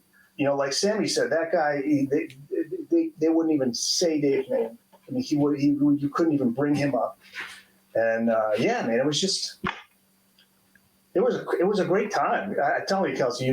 That's the one thing you admit. Like for me, it's how I feel about the Dave era, or even how I feel about the '60s. You know, with Woodstock. What the fuck was that like? You know, I mean, it was Van Halen was it. There was no band bigger than them. You had Guns N' Roses, and you had all that, but nobody was as cool as that fucking band was. The music. It was just apart from everything else that was out there. All these guys, you know, doing all this shit. You know, it was the music powerful, and the feeling of a concert, a Van Halen concert. Oof, man, I got the fucking goosebumps just thinking about it. Fucking hair rising up. The summer of 1984. When the lights go down, and you hear Alex, and then all of a sudden, where is he? Where is he? And you hear fucking Ed come out with that guitar. And you're like, holy shit. And, you know, it was like when they came to town, it was like the whole town shut down. It's like, we're going to see it, you know. It was insane.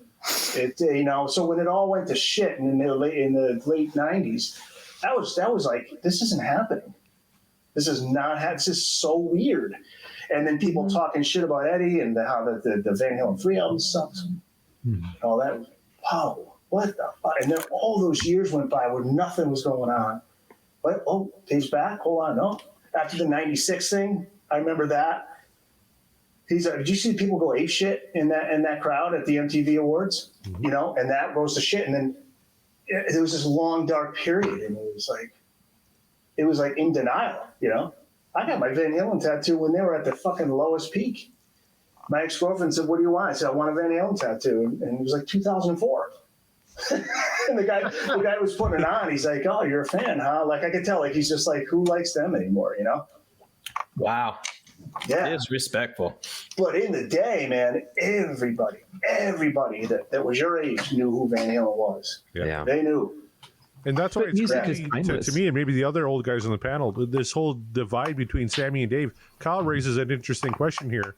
Are there ever any never Sammys out there that eventually warmed up to him in Van Halen? In my experience, the 100% Dave guys never did. No. Like, it's so split. It's crazy to me. No, it's yeah.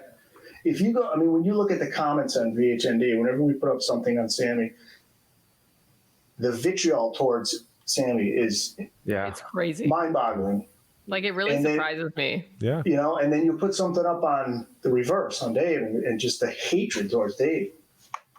Yeah. I mean, and that's been that's the problem with the legacy of Van Halen, is that you've got this fucking elephant in the room that's just like, you know, that's why this tribute can't go forward. It's probably, you know, like Sammy said, Dave probably doesn't want me there.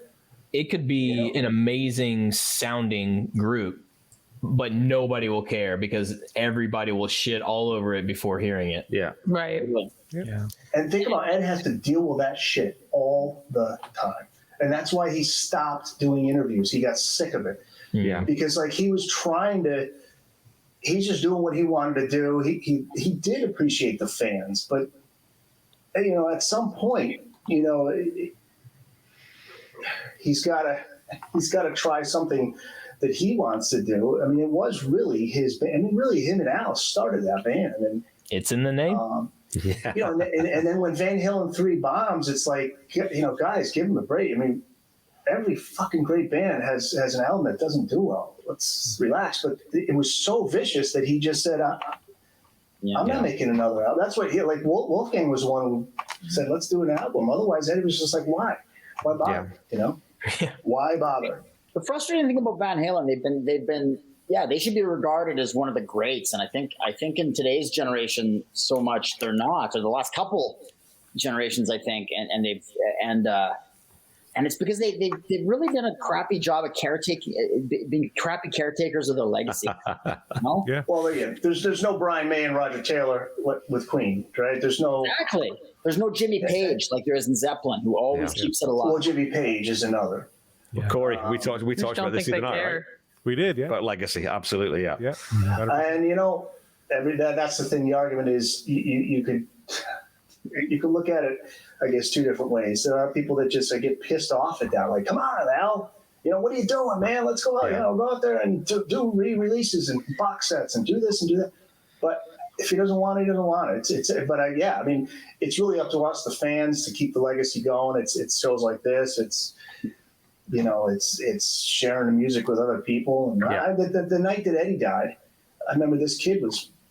I went downtown and I went for a walk, and there's this kid on a bike. He must have been like 13 years old, and he's playing Van Halen music, just blasting it.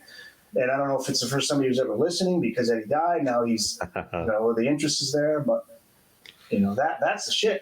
This music won't die, but yeah, you're right. I mean, there will be no We Will Rock You movie. There will be no. That's the problem. You can't have if you have a fucking tribute like Taylor Hawkins or what they did for Freddie Mercury when he died. Yeah. Can you imagine what it's going to feel like if it ever happens when you get that just the whole crowd? Say they're playing at play somewhere like in LA, where they're home, California.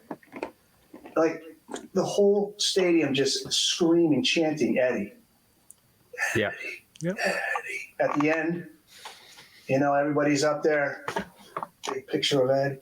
Fucking tears will be coming down my face, Mm-hmm. Eddie. Everybody's face. Streaming down my face at the Wembley show, the Taylor Hawkins, when Wolf got up there and played those 3 songs. Yeah. Unreal. Yeah. So, hey, do we want it? Yeah. But I like this comment here, as if Sammy held the band hostage and forced Eddie to play keyboards and only write ballads. Exactly. Yeah. Van Halen bros played. So imagine him, Sammy Hagar, with a gun to Alex Van Halen, said, "You got to play electric tom, and you got to play keyboard, and let's fucking go." No, that didn't. Well, Sammy said that. He goes, "These are the songs that were brought to me." Exactly. Yeah, he didn't write the music. Yeah. Well, and two, I mean, it's fair to say that every time you change out a band member of any position, they're going to bring an influence and a slight change in the music. Yeah. When Steve Morse joined Deep Purple, they started doing things in odd time signatures because Richie was like a 4/4 guy, and there's nothing wrong with that. But that one influence changed the music. So they get a different singer. They go, "This is the sound that we're going to have," and they write. In observance of that, it's going to change the way that they write the music. Those things are just very natural progressions. And the problem with the fans is that they expect the band to always be exactly the same. They don't want them to grow. They don't want them to experiment. I like this album. That's what I always want this band to do. And they can't reproduce the same thing album after album. It's just going to happen. But a lot of people, they just can't handle that. And then they find reasons to start picking the band apart, or it's because this guy came into the band, so he's the problem. It isn't the fighting that led to the first breakup, that caused the band to split in the first place. It's the new guy because they changed direction. And it's very unfair to the musicians, and it's very unfair to the fans themselves because they're not being open-minded to giving the new music a chance because they've got that preconceived, it's not what I wanted it to be, so I'm not going to like it. And the band's already fighting an uphill battle with those people. That's a really good point. I'm going to give you the middle square now. I'm bumping Kevin down to the bottom. He's not contributing enough. Oh, fuck. He was agreeing with me. That leads to the question: what does that band owe the fan? Nothing. Not a goddamn thing. What do they owe? I mean, if you've put in the time to record an album and make these songs and you worked your ass off, and you go out there and now that people are buying that product, what more does the band owe you? I don't understand. Why is it a problem that Metallica makes an album called Lulu with Lou Reed and okay, so it sucks and okay, but why is that? Why is that offensive to you? It's like why? What is it they owe you? Yeah. Like you almost want to shake somebody. Like they don't owe you that much. You don't know these people. They're not. You're not. They don't owe you anything. No, they put art out there and you engage with it or you don't. That's the end of it. It's just that simple, right? If you don't like it, there's loads of stuff by Queen that I don't love. There's lots of stuff by, I don't know, fucking U2 that I don't like. But the stuff that I like, I engage with. That's what you do. You don't say, well, that sucks, so that's their fault, and I hate them for that. It's such nonsense. Or during those years when Ed was in that dark place, right? Yeah. It's none of our business. Yeah. So then the assumptions are he's sitting on his ass all day. We've read all the comments online. Lazy. What are they doing all day with their time? Hey, His mother died. He got cancer. Yeah. His fucking band blew up. Even if none of that happened, what if he is just going through a period? Right. Yeah. It's just like, In other words, they were just like, you know, literally there'd be comments, you know, he owes us an explanation, or he owes us another album. And Yeah. what's he doing? No. You know what? Honestly, if Eddie Van Halen had only ever written that guitar part for "I'm the One," in terms of impact on music, that's fine. Culturally, yeah, that guy's a legend just on that one song. So whatever else he chooses to give us, you should just probably say thanks for that. You got middle Shy square, kid. Kevin. That was a good point. This was a shy kid who was not walking around like I'm the shit. He drank to get up on stage. This is all, you know, he had a lot of things that were going through his mind, a lot of things he was pissed off about, bummed out about, who knows, but that's his business. Yeah, I mean, it was sad to see like the comments on these message boards as you get into the early 2000s and stuff, and I'm sure that he must have been just like, because I know he did say at some point something like, why bother? I think it was the 04 tour around there with the Sammy, like they wanted to make a full album, and he was so angry, you know. And when somebody's angry, there's something wrong. Like, how some like empathy, like something's not right. Like if this guy was a sweetheart of a guy for 40, 50 some odd years, and now he's angry all the time, worry about him, like something. Like, do you need something? You know. Instead, it was more like, you know, let's push him out on stage and let's. Yeah. That tour with Sammy, it's like he was a mess. He couldn't even I couldn't figure out what he was playing. You know, like some of the songs, and why are you putting him out there?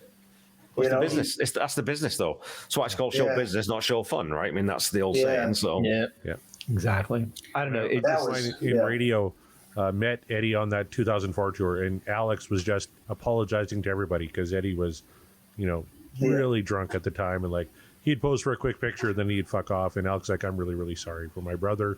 You know, he's going through Really? a hard time. Yeah. It's heartbreaking to hear that kind of stuff. Mm-hmm. And Alex went through that. He beat it a long time ago. He stayed sober, and for him to see that, the pressure that was on Eddie. I'll tell you though something. One thing I'll just, because I think we need to lift the mood here. What I was going to say was, another introduction to Van Halen for me was Live Without a Net. Oh, And to me, rock and roll sometimes gets bogged down in sort of taking itself a little bit too seriously. When you watch that video, that's just four men on stage playing instruments, singing songs, and having a fucking great time doing it. And it comes across. That's not faked. They're not putting that on. They're just there playing it and having fun playing those songs. And to me, that's what Van Halen is. It's that band where it's like, this is just fun to listen to. yeah. You know, absolutely. even Pleasure Dome, even though it's about 7 minutes long or 7 years long, whatever it is, it's still just a bit of fun. Like you can connect with it. It's all fun. Stream. It's the sound of fun. It's the sound of youth. It's I mean, I can't tell you how many times, man, just catching a buzz, getting ready to go out with my friends, and had to hear Eddie's guitar, had to hear Sammy's voice, had to hear Dave's voice, had to hear, and it was Fun just is the key word. Yes, it's not show fun, it's show biz, and Van Halen was both show biz and show fun, and that is the kind of show we like to have. Is the fun one, you guys. Before you wrap, Mark, before you wrap, somebody left a comment here. I want to see if anybody gets the reference because I do, and I love this reference. Let's see if anyone else gets it. Chaz says, you can't have Sal Amato's Van Halen. Does anybody know what that's from? Because I do, and I love it. I'm lost. I feel like I should know this, but I I feel don't. too, but Anyone? No. Eddie and the Cruisers. Oh, Michael Paré movie. Is that a line? Sal I've Amato's seen Eddie it. and the Cruisers in that movie. well, that's why we're on the Deep Dive Podcasting Network, because Corey brings you deep cut references that nobody understands, but he does, and that's what makes it Watch special. it. It's a good movie, but On I'm the going to bring dark this up side. here. On the dark side, exactly. We have a Jerry poll up Capper. right now for both these songs, and I'll bring it up here for everybody here. Tattoo is 78.6. What Dreams Are Made Of, 21.4. This Dream Is Over, but Why Can't This Be Love, 85.7%. What Dreams Are Made Of, 14.3. This they Dream Is are. Over. There they We had a are. tweet from John Mariano. It was me. Happy anniversary, boys. Son of a bitch. Bastard Mariano, you bastard. What was that dude from the 007 movies underneath there? What the hell was that? Oh, I sent him a gif of That's Happy Yeah, Gilmore. Mark said of the that. guy that plays Jaws bending a golf club in half. From Happy Gilmore. Yes, from Happy Gilmore. That's a threat to Mariano. He knows why. One of these days. One of these days. The next Backtracks Aerosmith Revisited podcast we go to record, if Mariano's sitting there like a pretzel bent over his microphone, I'm going to know. I'm going to know what happens. Yeah. Yeah, I have to Sad John say, could be here tonight. one thing that's really cool about like the bands that I grew up with, being like, you know, Uriah Heep, Deep Purple, Yes, Emerson, Lake and Palmer, like going and seeing those bands live now, it is just fun on stage. You know, Mick walks out on stage to play with Uriah Heep. The smile is on his face from the time he walks out until the time he leaves the stage, and probably another hour after. These guys are doing it now because it's just what they do. It's fun for them. And I wish we would have been able to see Van Halen get to that point, because I think that as they would have gotten older and, you know, all those arguments and all the little things and all the fan comments would have just subsided, and they would have just been out there doing it because they wanted to. Yeah. Well, man, brother. Yes. Oh. Here we go. Oh, Corey's I was gone ready to spin mad. the wheel That was again. You guys three. want to go again? I got a third in me. Let's do this thing. oh man. No? Yeah, I'm in beer run. It would be that always leave them wanting more, Corey. That's Okay. the saying, isn't it? Good call. Good call. So on that note, you guys, we did it. We have made it through the anniversary, the first anniversary of And the Podcast Will Rock. We did it. It is done. And with that, Corey and I could not have done this without the support of people, including those on the panel. So please, let's go around the table. You guys, thank you for joining us so much. Tell the people what you got going on. Plug your stuff, anything you want. Who's got the floor? Heath, McCoy, you got the floor. Buy my book, Pain and Passion: The History of Stampede Wrestling. Corey, I remember you said it wasn't available. I found out it's because of COVID. Everything's coming back late from the printers, but it's still in print. You can get it on Amazon, ECW Press. You can get it, and I'm on Twitter, Van Heathen. I'm Van Heathen on Twitter, vanheathen.com. ECW, man. ECW is good. There you go. ECW is cool, man. Yeah. All right. Mr. Greg Renoff, I think, is under ECW. He is in Canada. Yeah. Yep. Well, we wish Renoff a speedy recovery. Sorry you couldn't join us on the show, but you were Next here in time. spirit, my dude. Kevin Brown, tell the people. Yeah, you can follow me on Twitter at Tom Petty Project, on my new thing at Queen Seaside, which is my Queen podcast. But you know what? Just go follow these guys. Follow everyone else on this podcast or on this show, because they're all way funnier than I am, and they're much more fun to follow on Twitter. So go follow Kelsey and Corey and Heath and Eric and Scott and everybody else. Well, Kelsey, thank you for joining us. Thank you for being our resident rockin' lady. We appreciate you as always. Tell the people what you got going on. You're muted. You're on mute. That's what she's got Unmute going yourself. Okay, hello. I told you. You said it's late here. It's past midnight for me. So, but I'm Kelsey Van Halen pretty much anywhere: TikTok, Instagram, Twitter. One more thing I want to promote. Right after Eddie died, my friend asked me to make her a playlist of like all my favorite Eddie songs. So I have one on Spotify. It's called Eruption.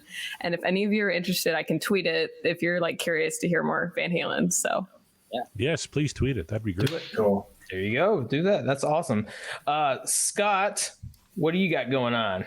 Oh, man. Okay. Well, the easiest place to find me is probably my website, scotthaskin.com. My website will be getting a huge update tomorrow, but currently I have a book trilogy coming out later this month. My band Era Patches, our album just got released this week, ARAPACIS. It's on Bandcamp now, will be coming out in CD shortly. And my podcast, Uriah Heath, the Magicians podcast, and also the Haskin Cast podcast. So I'm all over the place, but the hub for everything is the website. Hell yeah. Websites. That's good. Remember that, Corey. Website. Remember that. I'm saying that for both of us in case. But Eric Senich, always a pleasure, sir. Please let the people know where they can find you and everything you got going on. I get to plug again. Yes, more plugging. Bookedonrock.com is the podcast, and just recorded a new episode this morning.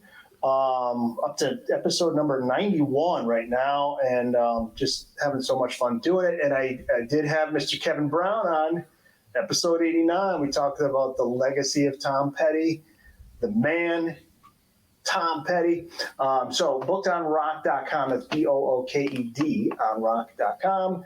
And of course, VHND.com for all the latest Van Halen related news. The Van Halen store. There it is.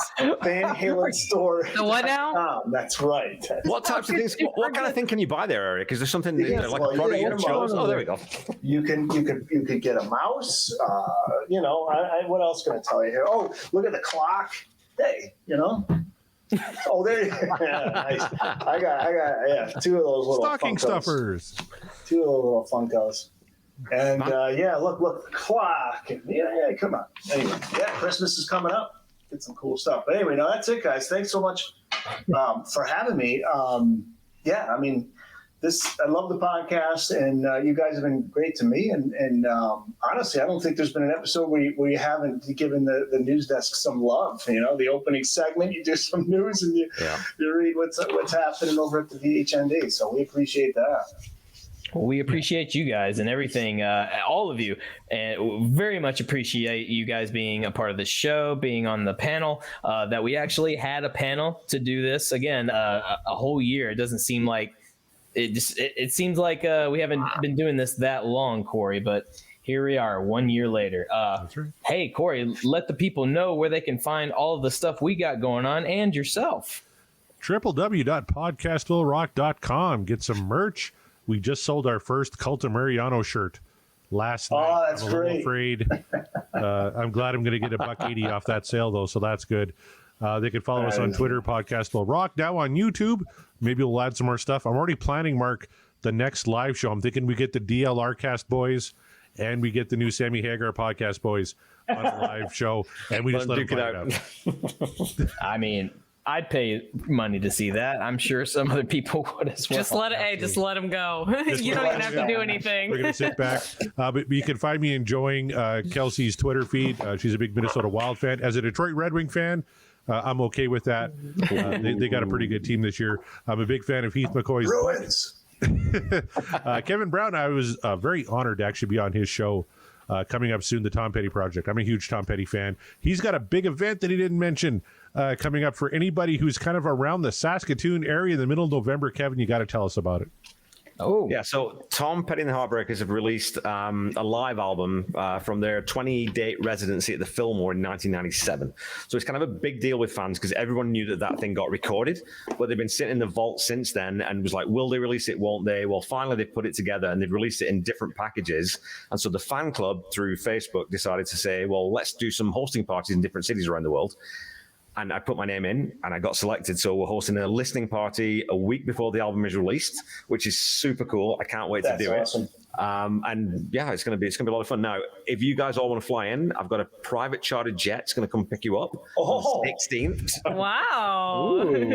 And details will be in the mail. So, But I highly recommend you listen to the Tom Petty Project. It's one of my favorite podcasts, and I can't believe that you do a show like on your own. I couldn't imagine doing a podcast by myself because I stink so bad.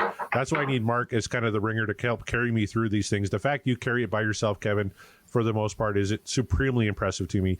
I love your show. I can't wait for Seaside Pod Review. Eric Senich does the fantastic Booked on Rock podcast. My invite to be on that show, I think, must have went to my spam folder. Wait a minute, have I not? Oh, no, you guys got to be on, man. We'll do it. Because I just started that series, the dialogue, where it's you don't have to be on to promote a book. You just come on and talk about your favorite book. Oh, trust me, you guys are going to be on.